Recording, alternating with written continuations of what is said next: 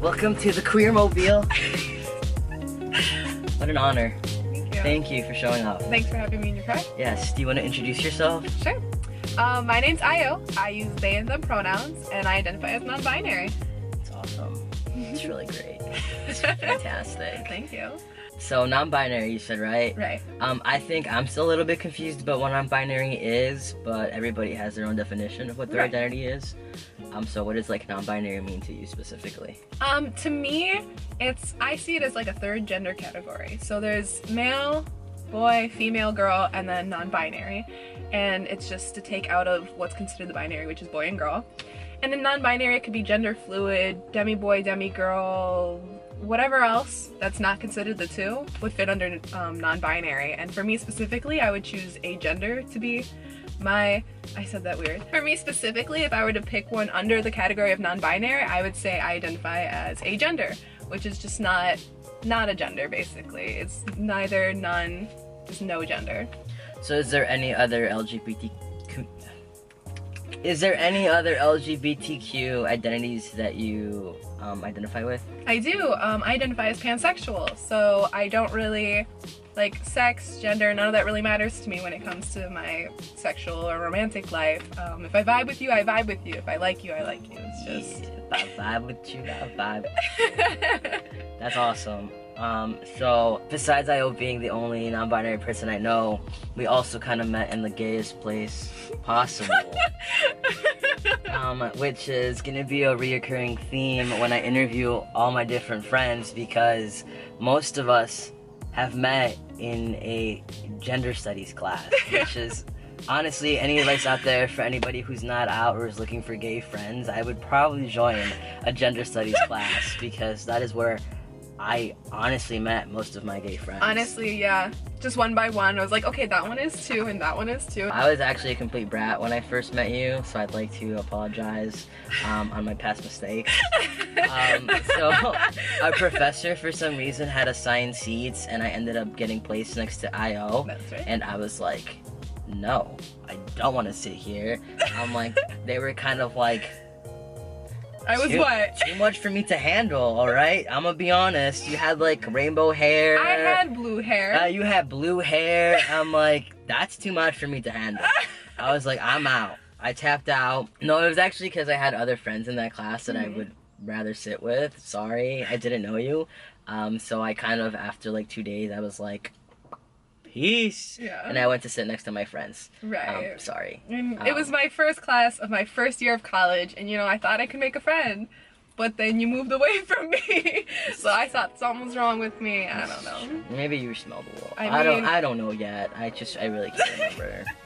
You don't smell right now, so I just assume that's what's important. You're not a smelly person. Okay. So off that, do you have any LGBTQ heroes that you look up to, or maybe not LGBTQ, like just who are people that you're like, wow, you're cool, and I look up to you? You're one of them. Oh, thanks. Thank you. Aside from you though, I don't have like icons, because to say one person, like I said, is always doing right and to like always look up to them is not the smartest thing, or in my opinion. But I do have some heroes, or some people that like changed my life at the very least. So I have two. One of them would be Io Wright, who I discovered through MTV, honestly, because I think Catfish. It was on Catfish. There was an episode where Neve or Max broke a leg, and Io was on there as like a guest host, whatever, to help out. And I think like while they were doing the research, while they were talking about whoever they're gonna help, there was like a quick moment where they were introduced as like non-binary, and then they moved on with the show. And when I had first seen that episode, I was in the closet, I was going through some stuff about my own identity, and then just to see someone on TV be like, I'm non-binary, now let's continue with the show. And I was like, just seeing someone able to have that identity and continue living, and it wasn't a problem, and it wasn't a big deal. It was just like, it was what it was, and they moved on. That was really cool to me. So Io has always kind of been like an icon for me in a sense. I believe right now that Io uses he and him pronouns, but at the time it was non-binary, and that meant something to me in the first place. I still love checking up on like Io's Instagram and stuff like that. Love him so much, you named yourself Io. No, that's not entirely false. And that's not fair.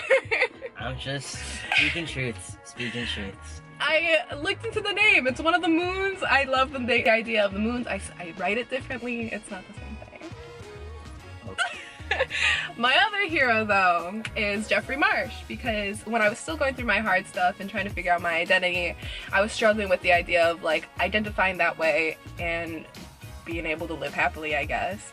But I discovered Jeffrey through Vines, where they would like just send out messages of love that was like, oh, you should love yourself, or oh, I love you, or you're allowed to exist and be happy, stuff like that.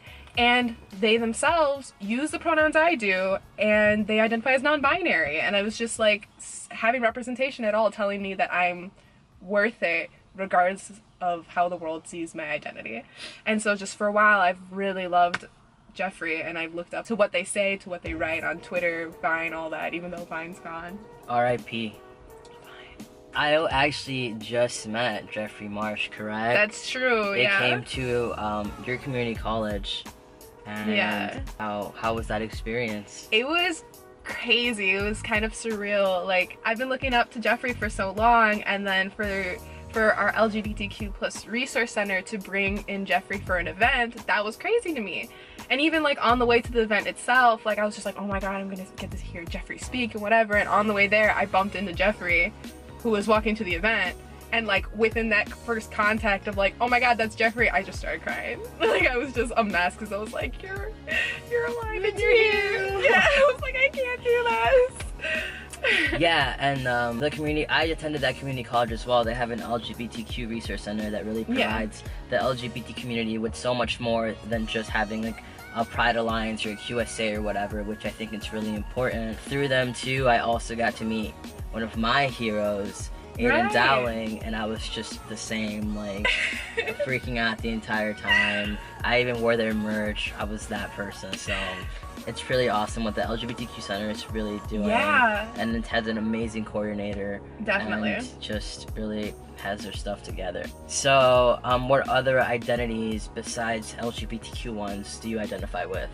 I guess outside of being in the community, I'm an artist, I'm a feminist, I'm a Christian, I'm Colombian American, so I'm a person of color, I'm a college student, I work at Chipotle, I don't really know what else.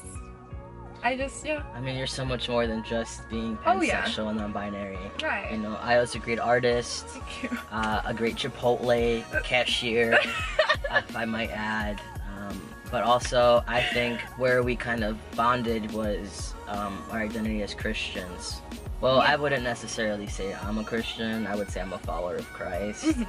I know both of us have like a really huge problem with organized religion. Yeah. So it's just really awesome to me, and I kind of rekindled this love for God together, right? Yeah. I mean, we go to services together, and we always talk about the services because, like, most of the time, you know, we have something to say or something to add or something Yeah. we don't agree with. But like, if you, I'm not speaking for you, but we've had conversations about it where we talk about, like, it's really hard to be part of the queer community and also be part of this identity as, you know, someone who believes in Jesus. Honestly, it was something, before I had met you, it was something I kind of struggled with, because I am in my religion, and I was before meeting you, but I would go to church by myself. And so when those, like, statements that the pastor could make, or just anything that, like, I felt a little off about, I was by myself about. You know what I mean? Yeah. So, like, I would be sitting in the church by myself listening to this, and then I'm like, I'm queer, I'm here, and I'm listening to this, and I'm the only one thinking about this. It was just, like, too much at once, but now, like, we talk about it together. We're at least on the same page on a lot of things, and it's just, you don't know a lot of people who are religious and in the queer community and are positive about it, or like, it's not something you see a lot. And then if you tell other people, they're like, what? You can't be queer and religious. Yeah, Like, and I think a lot of times, like, when we go out and stuff, when we talk about going to church and being Yeah. religious or inviting our friends to it, they kind of just, like, you know, they, like, look at us Yeah. like, how can they be gay and religious, sort of, but it's 100% possible.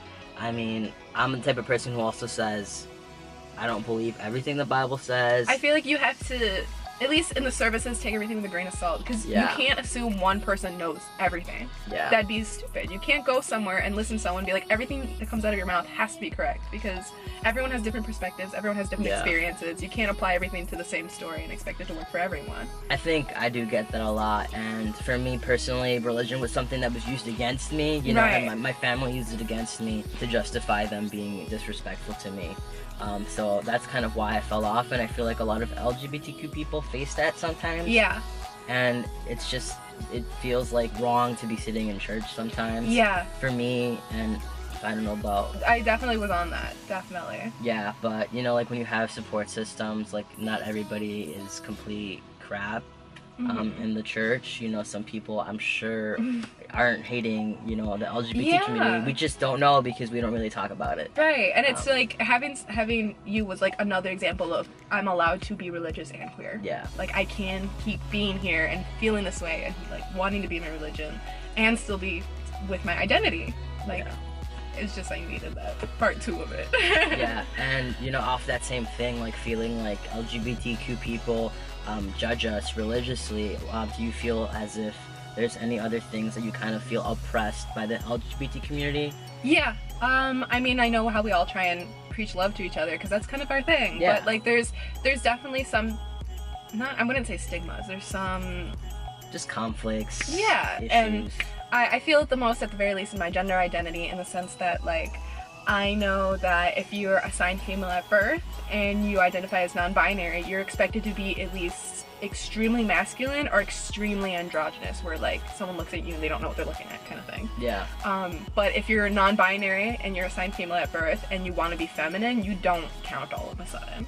Like you just like, you're just deemed as like, oh, you're obviously just a girl then. Like, why are you even using that identity? You're just a girl. Yeah. And that's, I mean, I personally think I come off as feminine androgynous, and I mean in my everyday life people assume I'm female, and just like I feel like it gets invalidated within our own community as well. Like it just doesn't count unless you're extremely the other end of the spectrum. Yeah, like as a trans man, we've talked about this before, it's really hard for me not to see like these binaries, because like I try so hard to fit in one to pass, and I feel like a lot of people who are transgender, who are specifically seeking to pass as one gender, might have a hard time understanding what non-binary is, because it's kind of something we don't want to be androgynous, and we don't want people to question. Yeah. We want people to be like, this is a man or this is a woman. Right. Which I think it's really important, and like you've said before to me, like you don't have to be one extreme or the other. You know, like that's not a thing. It's, I mean, it's understood in the societal aspect of it, like people are going to look at you and assume something. Yeah. And if you're extremely one or extremely other, that's going to help them assume something. Yeah. But, I mean, within the non-binary community, I feel like it's also pushed upon us, because if we're, like I said, if we're assigned female and we're feminine, then it's like, you're not doing anything, so why are you claiming an identity? That kind of thing. So based on, same off of that, like, what are the positives of like identifying in the LGBT community? Like what positives has that brought to life? Definitely a huge positive is having a community in the first place. Because I think when I first started to figure myself out, or my identity, I felt very alone. I felt like I was either insane or just super freaking weird for being by myself like that. Because when I was figuring stuff out, in my mind I was just constantly thinking, I'm like, girl doesn't feel right, whatever.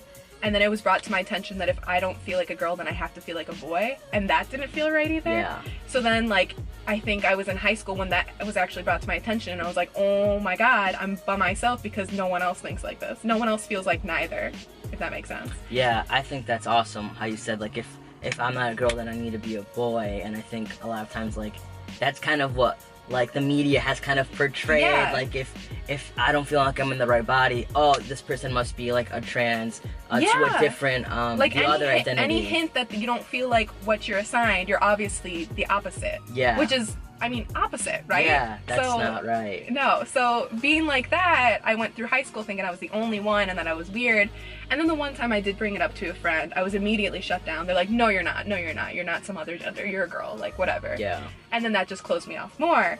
But, like, when I discovered Jeffrey Marsh, then I was like, okay, like, I can be myself, I can love myself, and I can exist, like, this is possible. And then when I, like, opened up to the actual community, I found more non-binary people who, like, feel my struggles, but to a bigger extent, like, who are extremely feminine and are non-binary, and then they have to deal with, like, always being misgendered and never being included and stuff like that. Like, loneliness was a huge problem with my own identity, because I just thought, like, I couldn't be myself ever. Like, I just felt like that wasn't something that needed to be done. Yeah. But when I found the community and found that I'm not the only one like this, I'm not the only one using my pronouns or that identifying this way or just doing their own thing, then I was like, oh, I'm allowed to do this because I'm not the only one.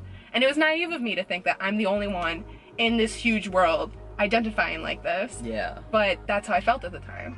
So just having this community to talk to, that, like, I know other people that use my pronouns, I know other people who feel like me who are more feminine and still use my pronouns. Like, we're all struggling with similar things. Yeah. Just knowing I'm not alone. That's what the community's done for me, and it's been great. That's awesome. So I specifically wanted to interview you because I feel like I've seen you grow a lot. So when I first met you, you used female pronouns, and I think ever since there, I've seen your progress and, you know, finding your identity and being comfortable and being like, I'm non-binary, I'm here, and if you don't like it, bye. You know what I mean? Yeah. So I think that's really awesome, and I know your story's not over yet, but if you had any advice to give to other non-binary people or, you know, a younger you, would you have anything to say? Because I feel like you have so much to say, because I've just seen that progress, and, you know, I can vouch for you. Like, you've been advocating for non-binary rights in, like, 1 year. This transformation is like a butterfly. So it's just really awesome to see, and I know you have great advice for people. The biggest thing I can really say is, like, don't hold off on being yourself. There's literally no reason to do that. Like, as I kept saying, my biggest issue was feeling alone, and that's just not the case. Like, I maybe I flourished, like you said, but that's when I was told, you can be this way. And then I was like, oh, I can be this way? Then I'm really gonna be this way, and I'm gonna be like this everywhere. And I think that's what I would tell my younger self. Like, you can be yourself. There will be people that accept you. There will be people that love you. Maybe it's not the direct people around you. Maybe it is. But, like, you won't know unless you do it. Yeah. Like, you just have to go out there and be yourself to find the people. There are people that want to be with you, that want to be around you. They will gravitate towards you with your identity, with you being your truest self. Like, you'll find people. The world's big enough. It's just, you just gotta not be hiding it. Stop thinking that you're gonna die alone without it. You know what I mean? Just be yourself. The cheesiest thing, be yourself. Yeah. Well, thank you for coming on Queermobile today. There's nothing creepy about jumping in the little man's car at the back seat at all. So thank you for trusting me. No, thank you for having me in your car. Yeah, so I will link all of IO's information below somewhere. I'll figure it out. You know, you have an art Instagram, right? I do, yeah. You have a regular Instagram if people want to regularly follow you. So you don't want to look at the camera and be like, thanks for listening, or thanks for Happy Pride Month. Happy Pride Month. Happy Pride Month. Happy Pride Month. Hey. Alright, well, thank you. Thank you for having me. I'll meet you outside.